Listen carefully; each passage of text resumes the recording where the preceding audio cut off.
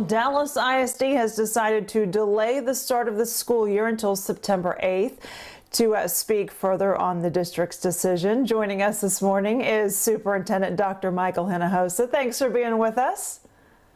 Good morning. Thank you, Lauren. All right, so this was a unanimous vote. What was the biggest concern when it came to making this decision?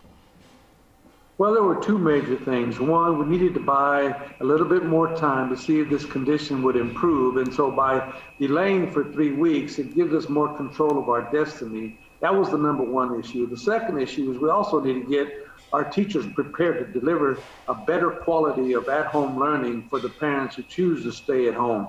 And by getting this approval, we think we can deliver on both of those in a better quality way. Some are frustrated. I was looking at some of our viewer comments. Some people saying that we've known that school might have to be online like it was at the end of the year. We knew this was a possibility, and they're angry that more planning wasn't done over the summer. What do you say to those people? Well, they have a good point. However, our teachers are off contract, and they're not required to work during the summer. And so while we were planning and getting everything together for them, now we've trained them on the tools on how to use Google Classroom and how to use these tools. But now we have to train them on how to deliver science under a Zoom lesson. So there's some legitimate concerns there, but I think in the end we'll be better off by the delay. You can't make everyone happy here. I mean, you have teachers worried about their health. You have parents who need to work. You have parents that can't imagine sending their kids to school right now. Does this seem like a lose-lose situation, like you just can't win?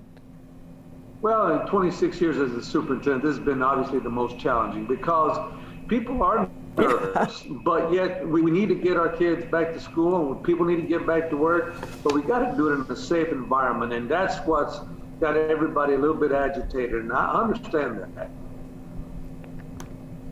Yeah. District, I know you guys were talking and you said that the delay was part of it was because you just weren't really ready for this virtual format. What is the hardest part about getting a virtual format in place? Well, you got to have high rigorous lessons that are meaningful for the students. And then sometimes you have to do it real time, and sometimes you have to have a lesson that the students have to go and follow up on. So we have to have both prepared for the students if they're going to be at home all this time. And of course, the parents have until August the 25th to let us know which decision they're going to make. And that gives us time to plan exactly how we're going to execute both in-person learning at a school building and learning at home. I know you guys took a lot of comment, hours of public comment from teachers and from parents.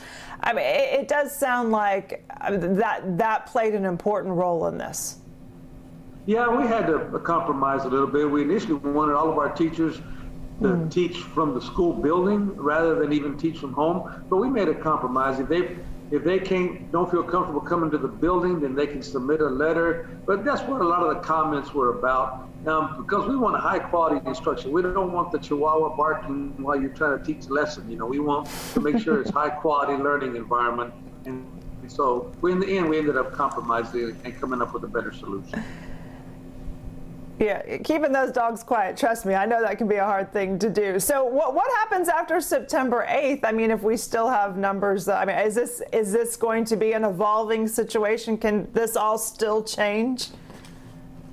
Lauren, great point. And right now, the county health department will have a lot of authority on that. And your point is very well taken. It could change. Although we've seen improvement the last 3 days in the number of cases in Dallas County.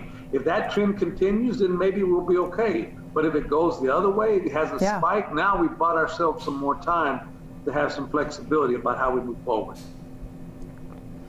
Yeah, I'd like to see those numbers continue to go down. Dr. Hinojosa, thank you for joining us this morning. We appreciate it. Thank you, Lauren. Thank you very much.